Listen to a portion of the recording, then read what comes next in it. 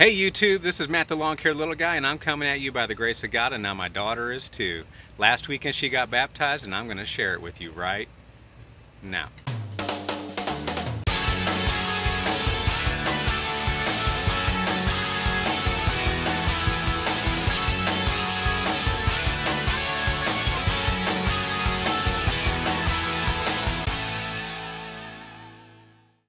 So what is baptism? Well, in one sentence, baptism is an outward expression of an inward truth. But we'll talk more about that later. Right now, what I want to talk about is the truth.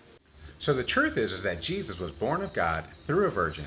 Then he lived a sinless life before going to the cross, becoming sin for us. And then after being dead for 3 days in the tomb, he was resurrected, conquering death and sin, so that those who believe in him would have everlasting life.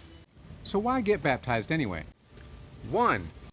Baptism is going to be one of our first acts of obedience. In Matthew 28, it talks about how we should baptize people in the name of the Father and of the Son and of the Holy Spirit. So by default, if we're commanded to baptize, then we're also commanded to be baptized.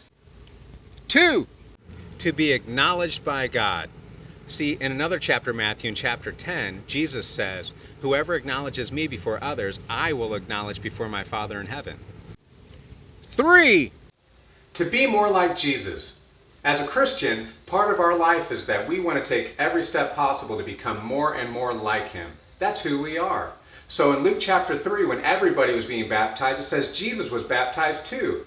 And as a side note, it was after his baptism that Jesus began his ministry. So if big things happen after baptism, I can't wait to see what God's going to do with my daughter.